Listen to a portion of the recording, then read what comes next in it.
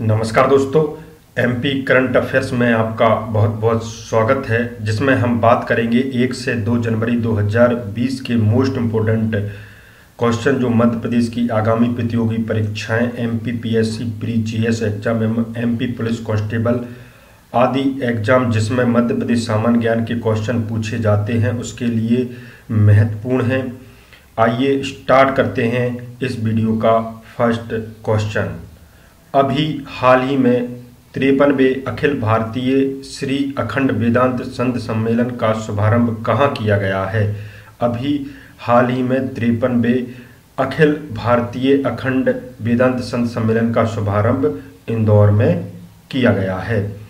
Corona त्रासदी के चलते 52 वर्षों के इतिहास में पहली बार सम्मेलन की अवधि 7 दिन की बजाय 4 दिन रखना पड़ रही है।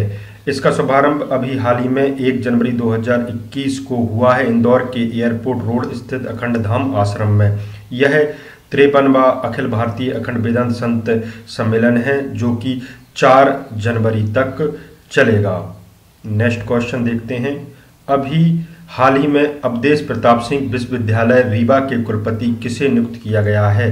अभी हाल ही में अवधेश प्रताप सिंह विश्वविद्यालय रीवा के कुलपति डॉक्टर राजकुमार आचार्य को नियुक्त किया गया है।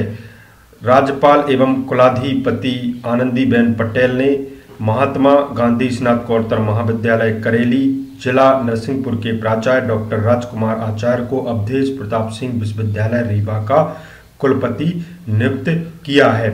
यह नियुक्ति मध्य प्रदेश विश्वविद्यालय अधिनियम 1973 की धारा 13 की उपधारा 1 में प्रदत्त शक्तियों के अंतर्गत की गई है। उनका कार्यभार ग्रहण करने की तिथि से 4 वर्ष की कालावधि के लिए रहेगा। वन मंत्री डॉक्टर कुंवर विजय शाह द्वारा पेंच नेशनल पार्क के बफर जोन में बने गणेश मचान का लोकार्पण कब किया गया है? ये गणेश मचान का जो लोकार्पण किया गया है 31 दिसंबर 2020 को किया गया है। बफर में सफर योजना के तहत वन विभाग द्वारा नेशनल पार्क के कोर क्षेत्र के साथ ही बफर क्षेत्र में भी पर्यटकों का रुझान बढ़ाने के प्रयास में पेंच नेशनल पार्क के गणेश तालाब के निकट में स्थापित किए गए इस मचान में पर्यटक गण प्राकृतिक नज़ारे में वन प्राणियों को निहार सकेंगे। ये वर्ष 2020 में सिवनी जिले के पेंच नेशनल पार्क को ही अपनी बेहतर प्रबंधन व्यवस्था से 100 में से 97 अंक प्राप्त करते हुए संपूर्ण देश के नेशनल पार्कों में प्रथम स्थान प्राप्त किया है।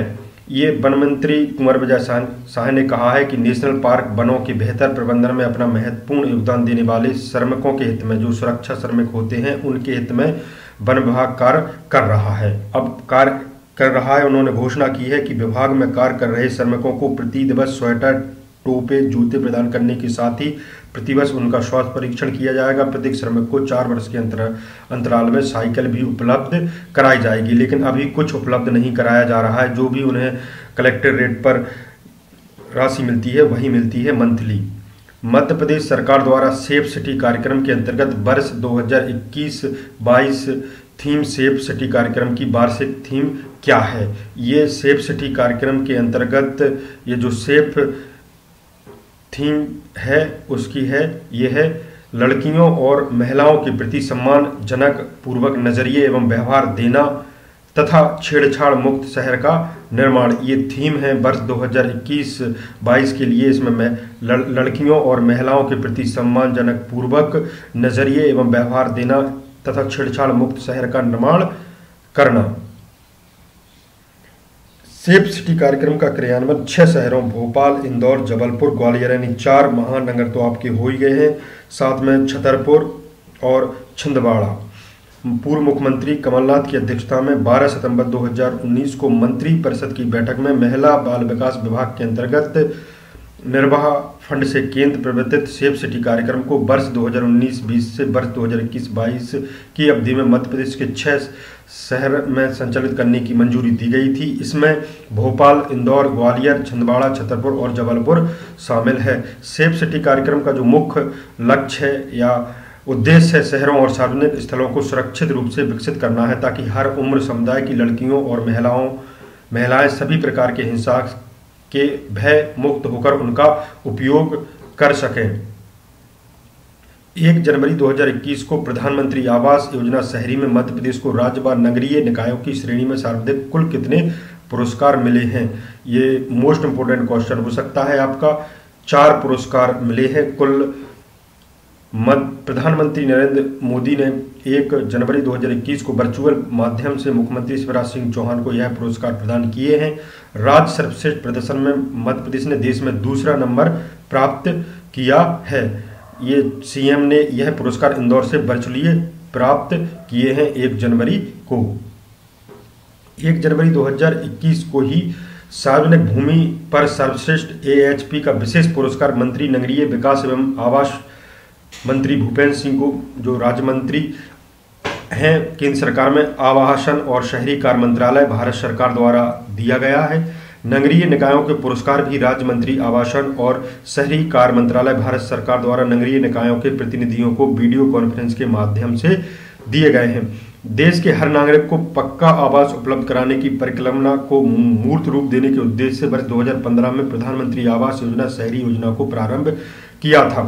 दोस्तों, जो केंद्र सरकार माने प्रधानमंत्री मोदी के उसमें मोदी सरकार ने कुछ योजनाएं बहुत अच्छी लागू की हैं जो गरीबों के लिए सहारा बन रही हैं। ये कई सारी योजनाएं हैं और किसी सरकार के लाभ भी होते हैं और नुकसान भी होते हैं। तो प्रधानमंत्री आवास योजना शहरी में मध्य प्रदेश का उत्कृष्ट प्रदर्शन में श्रेष्ठ आवास निर्माण के लिए कौन सी नगर निगम श्रेणी में किस निगम को पुरस्कार दिया गया है? किस नगर निगम को पुरस्कार दिया गया है? तो ये दिया गया है छिंदवाड़ा। छिंदवाड़ा को दिया गया है। प्रधानमंत्री आवास योजना को मूर्त रूप देने के मध्य प्रदेश ने देश भर में दूसरा स्थान तो हासिल किया ही है। और इसमें 1 जनवरी 2021 को ही इंदौर में मुख्यमंत्री शिवराज सिंह चौहान ने वर्चुअली मोड में यह पुरस्कार प्रदान किया है। ये श्रेष्ठ आवास निर्माण के लिए छिंदवाड़ा नगर निगम की श्रेणी में नगर निगम को पुरस्कार दिया गया है। श्रेष्ठ निर्माण के लिए नगर निगम श्रेणी में छिंदवाड़ा, वहीं नगर पालिका में खुरई जो जिला सागर की नगर पालिका है उसे दिया गया है। छिंदवाड़ा में AHP श्रेणी में सभी आवासों का निर्माण पूरा कर लाभार्थियों को सौंप दिए गए हैं। वहीं देवास, बैतूल व अलीराजपुर के हितग्राहियों को भी उत्कृष्ट आवास निर्माण के आधार पर पुरस्कृत किया गया है। मध्य प्रदेश की किस विद्युत वितरण कंपनी को राज्य में परीक्षण और प्रमाणन के क्षेत्र में सर्वश्रेष्ठ पावर यूटिलिटी का अवार्ड मिला है? ये जो है मध्य क्षेत्र विद्युत वितरण कंपनी है। मध्य क्षेत्र विद्युत वितरण कंपनी को परीक्षण और प्रमाणन के क्षेत्र में सर्वश्रेष्ठ पावर यूटिलिटी का अवार्ड दिया गया है। मध्य क्षेत्र वितरण कंपनी को मध्य प्रदेश राज्य में परीक्षण और प्रमाणन के क्षेत्र में सर्वश्रेष्ठ पावर यूटिलिटी का अवार्ड, यह अवार्ड विद्युत मंत्रालय भारत सरकार के उपक्रम केंद्रीय विद्युत अनुसंधान संस्थान बेंगलुरु ने प्रदान किए हैं। मध्य प्रदेश के किस जिले के गोविंदनगर में भाऊ साहब भुसकटे स्मृति न्यास कृषि विकास विज्ञान केंद्र स्थित है? कृषि विज्ञान केंद्र स्थित है, यह स्थित है होशंगाबाद। होशंगाबाद में है। ये नाम है भाऊ साहब भुसकटे स्मृति न्यास कृषि विज्ञान केंद्र। ये होशंगाबाद जिले के गोविंदनगर बनखेड़ी में भाऊ साहब भुसकटे स्मृति न्यास कृषि विज्ञान केंद्र स्थित है। उद्यानिकी, खाद्य प्रसंस्करण, स्वास्थ्य प्रभार एवं नर्मदा घाटी विकास मंत्री विकास राज्य मंत्री भारत सिंह कुशवाहा ने अभी वहां पर जाकर उनकी पुण्यतिथि पर पुष्पांजलि अर्पित की। वन लाइनर करंट अफेयर्स के रूप में हम देखेंगे। महर्षि पाणिनि संस्कृति एवं वैदिक विश्वविद्यालय उज्जैन के द्वितीय दीक्षांत समारोह का ऑनलाइन आयोजन 31 दिसंबर 2020 को किया गया है। विश्वविद्यालय के कुलपति डॉक्टर पंकज जानी हैं। इस दीक्षांत समारोह में ऑनलाइन जुड़ गई थी हमारे जो राज्यपाल हैं वो दीक्षांत समारोह में राज्यपाल भाग लेते हैं। मध्य प्रदेश शासन ने प्रोफेसर राजेश लाल मेहरा सदस्य मध्य प्रदेश लोक सेवा आयोग के अध्यक्ष की नियुक्ति होने तक अपने कार्यों के साथ साथ आयोग के अध्यक्ष के कर्तव्यों का पालन करने के लिए कार्यवाहक अध्यक्ष नियुक्त किया है। प्रवासी श्रमिक एवं रोजगार सेतु पोर्टल को डिजिटल इंडिया अवार्ड 2020 के आपदा के समय नवाचार श्रेणी में पुरस्कार प्रदान किया गया है। अभी हाल ही में उर्दू के मशहूर शायर और गीतकार राहत इंदौरी का जन्म साल के पहले दिन इंदौर में सन 1950 को हुआ था। रबी उपार्जन वर्ष 2020 में उपार्जन केंद्रों की संख्या 3,545 से बढ़ाकर 4,500 से अधिक की गई है। मध्य प्रदेश के ग्वालियर में 96 तानसेन संगीत समारोह का आयोजन किया गया है। तानसेन समारोह की शुरुआत साल 1924 में एक मेले के रूप में हुई थी। भारत सरकार ने 1980 में इसे अपने हाथ में ले लिया और इसे तानसेन समारोह का नाम दे दिया।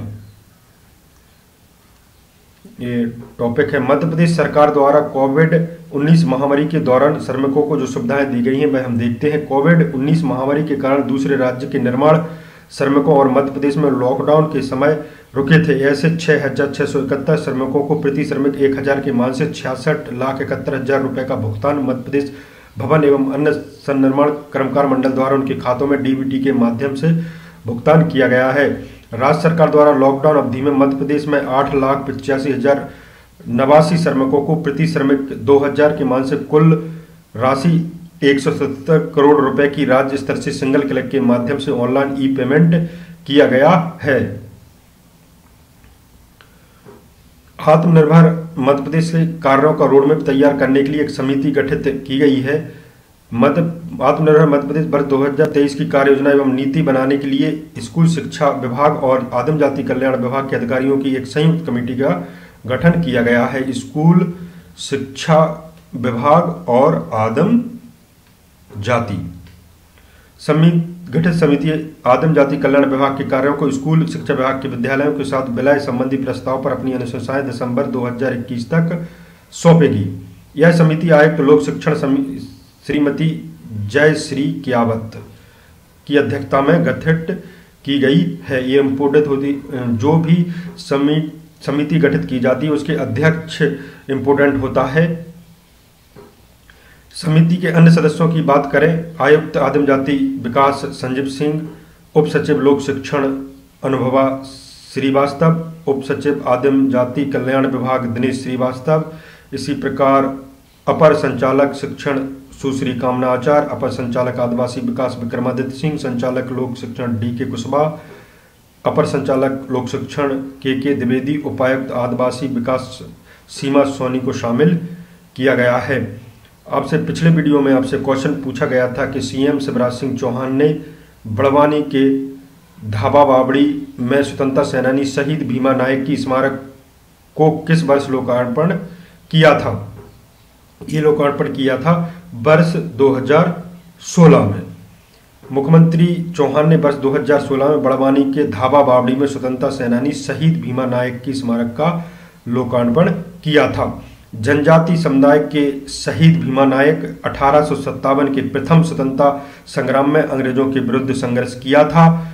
उन्हें अंग्रेजी सरकार द्वारा उनके खिलाफ दोष सिद्ध होने पर उन्हें पोर्ट ब्लेयर व निकोबार में रखा गया। भीमा नायक की मृत्यु 29 दिसंबर 1876 को पोर्ट ब्लेयर में हुई थी। उनसे संबंधित फैक्ट देखते हैं हम। यदि आपके एमपीपीएससी मेंस एग्जाम में शहीद भीमा नायक से संबंधित टिप्पणी लिखने को आ जाए तो आप लिख सकते हैं। भीमा का कार्यक्षेत्र बड़वानी रियासत के वर्तमान महाराष्ट्र के खनादेश क्षेत्र तक रहा है। उनकी फौज में 10,000 सेनानी शामिल हुआ करते थे। उन्होंने अंग्रेजी बंदूकों का मुकाबला तीर कमान से किया था। समझिए बात को। वे अंग्रेजों के खजाने को लूटकर गरीब जनता में बांट देते थे। जनजाति समूह का ऐसा योद्धा जो 1857 की, इसलिए वे नेवाड़ के रॉबिन हुड कहे जाते हैं। 1857 में हुए अम्बापानी युद्ध में भीमा की महत्वपूर्ण भूमिका थी। अंग्रेज जब भीमा को सीधे नहीं पकड़ पाए तो उन्हें उनके ही किसी करीबी की मुखबरी पर धोखे से पकड़ा गया था। उस समय जब तत्या टोपे नेवाड़ आए थे उनकी मुलाकात भीमा नायक से भी हुई थी। इस दौरान भीमा ने उन्हें नर्मदा पार कराने में सहयोग किया था। नेवाड़ का रॉबिन हुड भीमा नायक आज़ादी की लड़ाई का पहला आदिवासी योद्धा भीमा नायक की शहादत 29 दिसंबर 1876 को हुई थी।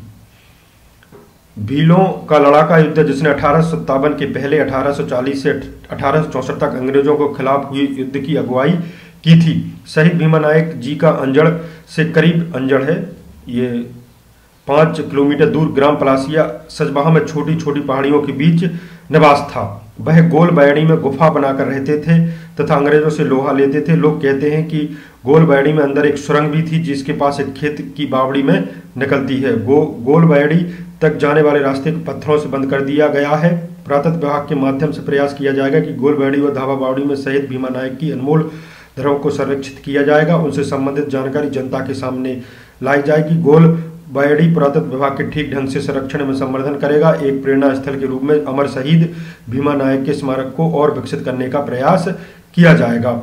धावा बावड़ी में हर वर्ष शहादत दिवस पर विशाल मेला का आयोजित किया जाएगा। आज का जो क्वेश्चन है आपसे कि जस्टिस मोहम्मद रफीक मध्य प्रदेश हाईकोर्ट के कौन से क्रम के मुख्य न्यायाधीश होंगे? 29वें, 28वें, 26वें, 27वें में से एक आंसर आपका सही है, जिसका आंसर आपको कमेंट करके बताना है। और दोस्तों, यह वीडियो आपको अच्छा लगता है तो आप लाइक ज़रूर करते हैं, वैसे आपके द्वारा लाइक किए जाते हैं, उसके लिए बहुत बहुत धन्यवाद दोस्तों। इसकी PDF आप इसकी डिस्क्रिप्शन बॉक्स में लिंक दी जाएगी, जहां से आप PDF डाउनलोड कर सकते हैं दोस्तों। और इसके MCQ प्रैक्टिस करने की लिंक भी आपको डिस्क्रिप्शन बॉक्स में मिल जाएगी। यह हमारा वीडियो देखने के लिए बहुत बहुत धन्यवाद। Thank you.